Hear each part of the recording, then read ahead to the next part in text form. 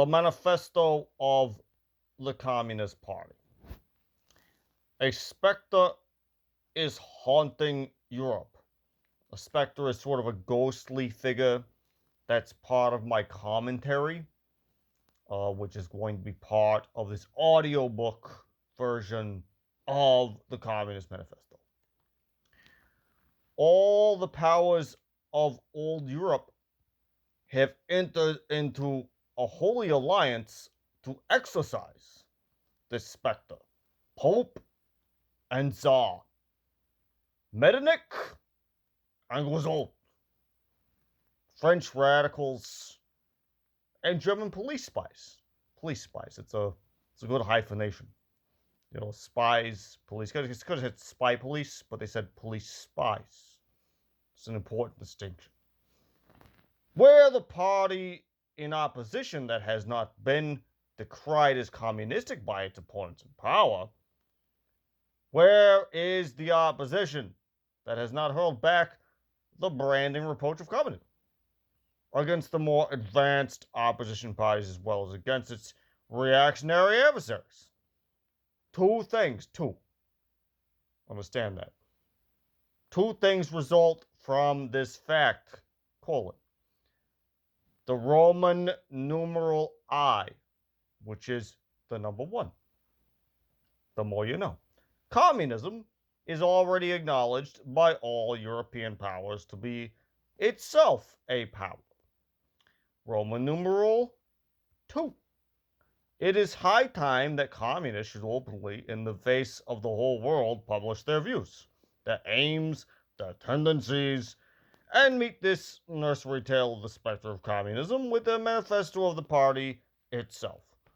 To this end, communists of various nationalities have assembled in London and sketched the following manifesto to be published in English, French, German, Italian, Flemish, Danish, Malay, etc. No Chinese there.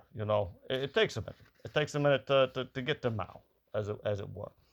All right, so we're gonna start. We're gonna start with the first part, which is the bourgeoisie and the proletarians. The proletarians are the working class. The bourgeoisie are the 1%, basically, in the scenario. Now, okay, we're gonna start.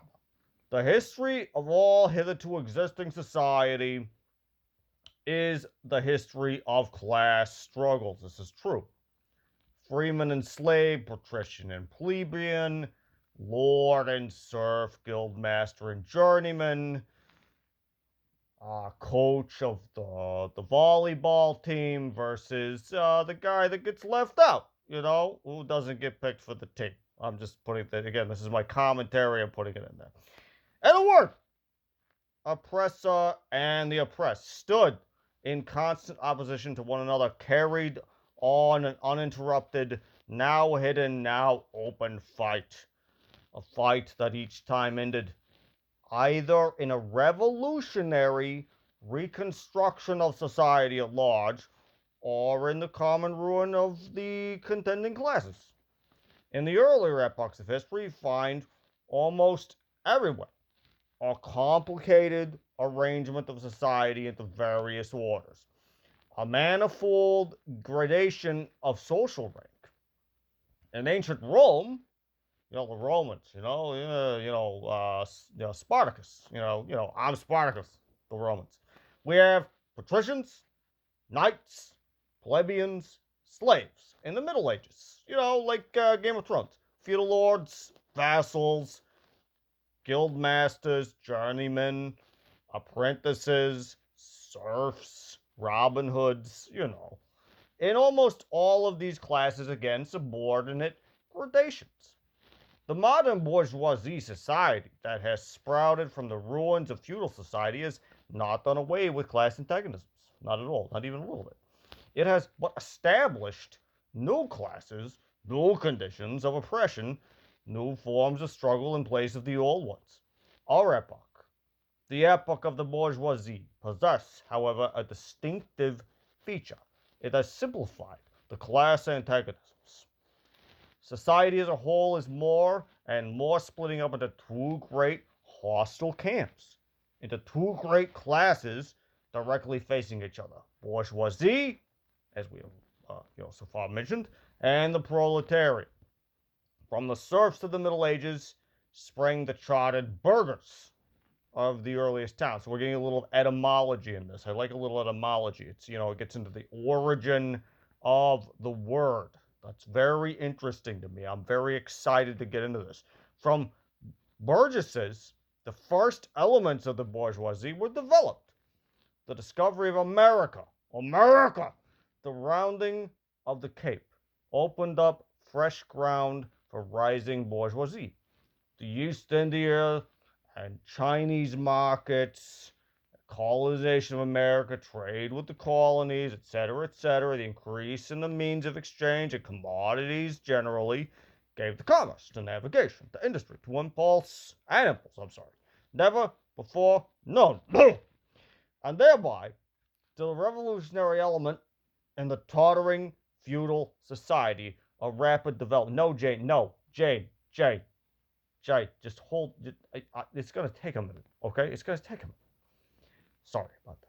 The feudal system of industry, in which industrial production was monopolized by closed guilds, now no longer sufficed for the growing wants of the new markets.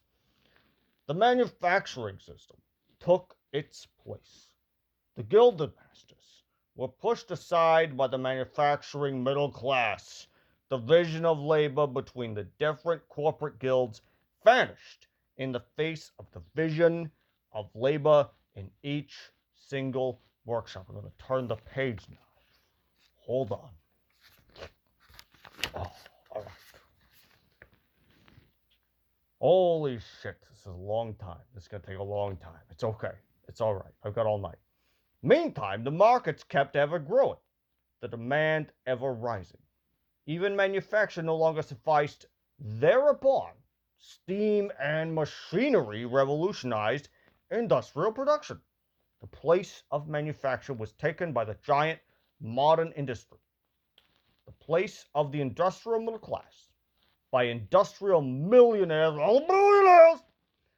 the leaders of whole industrial armies and modern bourgeoisie. Modern industry has established the world market, of which the discovery of America paved the way. This market has given an immense development to commerce, to navigation, to communication by land. This development has, in its turn, reacted on the extension of industry, and in proportion as industry, commerce, navigation, railways, etc., in the same proportion as the bourgeoisie developed, increased its capital and pushed into the background every class handed down from the Middle Ages. We see, therefore, how the modern bourgeoisie is itself the product of a long course of development, of a series of revolutions in the modes of production and of exchange. Each step in the development of the bourgeoisie was accompanied by a corresponding political advance of that class.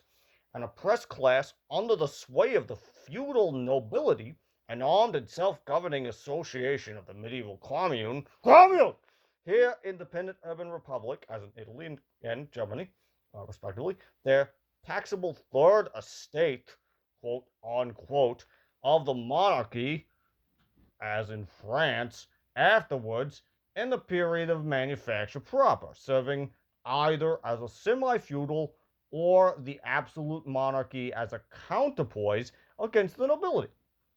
And in fact, cornerstone of the great monarchies in general, the bourgeoisie has at last, since the establishment of modern industry and the world market, conquered for itself, in the modern representative state, exclusive political sway. The executive of the modern state is but a committee for managing the common affairs of the whole bourgeoisie. The bourgeoisie historically has played a most revolutionary part. The bourgeoisie, wherever it has got the upper hand, has put an end to all feudal, patriarchal, idyllic relations. It has pitiless torn asunder the motley feudal ties that bound man to his natural superiors, quote unquote, and has left no other nexus between man and man, the naked self-interest, than cash payment, quote unquote. It has drowned the most heavenly ecstasies of religious fervor, of chivalrous enthusiasm, of Philistine sentimentalism in the icy water of egotistical calculation. It has resolved personal worth into exchange value, and in place of the numberless, indefeasible, chartered freedoms, has set up that single unconscionable freedom: free trade. In one word, for exploitation. Veiled by religious and political illusions, it has substituted naked, shameless, direct, brutal exploitation of the working class. The bourgeoisie has stripped of its halo every occupation hitherto honored and looked up to with reverent awe. It has converted the physician, the lawyer, the priest, the poet, the man of science into its paid laborers and members of the Democratic Party.